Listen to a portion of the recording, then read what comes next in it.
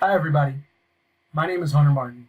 I'm an undergraduate student at the University of South Florida in Tampa, Florida. You may know me from sitting within a 25-foot radius of me in our Intro to Cultural Studies class, or you may have happened upon this video by falling down a rabbit hole in YouTube in the midst of a knowledge binge. Regardless of how we found each other, my goal is to inform you about the late renowned philosopher, anthropologist, and cultivator of intellectual thought, Pierre Bourdieu, as well as three of his key theoretical cultural concepts. First off, let's learn a little bit about Mr. Bourdieu. On August 1st, 1930, Pierre Félix Bourdieu was born in a small Pyrenees commune in the south of France called Digne. The son of a postal worker, Pierre was born into a lower middle-class family. Regarding his childhood, this is where it gets a little bit tricky. We know very little about Bourdieu's childhood. This is no accident. Bourdieu made great efforts throughout his academic career to conceal as much information as possible about his upbringing. Admittedly, Bourdieu feared that if his competitors knew too much about him, they could use this information to discredit his theories and undermine his position. While this may seem a bit eccentric, that was Bourdieu. Suspicious, paranoid, but brilliant. And his guarded nature will start to make a lot more sense when we reveal his key concepts. What we do know was that he studied alongside Louis Althusser at the École Normale Supérieure in Paris. He was later conscripted into the French army for a year.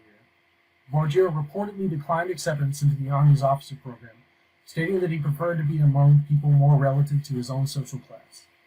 After his military service, Bourdieu remained in Algeria, where he performed extensive ethnographic and anthropological research that he formulated into his highly regarded book, Outline of a Theory of Practice. This work launched Pierre into Europe's intellectual elite. He spent the rest of his life teaching and performing research in many of Europe's finest academic institutions. His theories and concepts would come to have a profound and lasting effect on the fields of sociology, anthropology, and cultural studies. Pierre Bourdieu died of cancer at the age of 71 in Paris. Now that we are acquainted with Monsieur Bourdieu, let's take a look at three of his key theoretical concepts: species of capital, field, and habitus. We will approach these topics individually, starting with species of capital. For our purpose, we will define capital as the resources wielded by agents in specific spheres of human interaction. Bourdieu catalogs species of capital into four types: social capital. These are the resources bestowed on those who are a member of a specific group. Members of these groups receive support from their peer members based on networking and proximity. Cultural capital. These are the resources that are earned by an individual through learned experience in a particular field. More on fields momentarily. This accumulated information allows said individual to succeed within the cultural structures of the designated field, more so than those who possess a different set of information. Economic capital. These are the resources afforded to those who possess access to money or economic assets. Symbolic capital.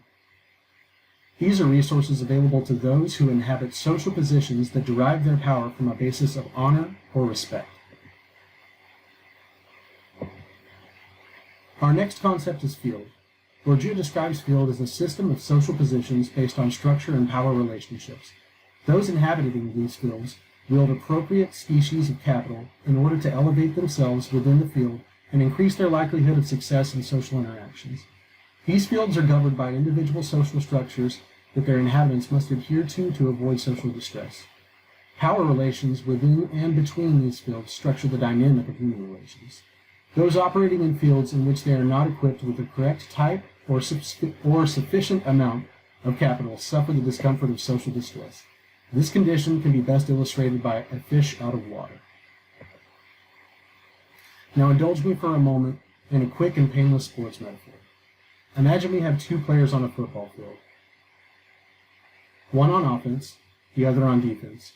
Each of these players possess the sufficient type and amount of capital in their particular fields to navigate the pre-existing governing structures.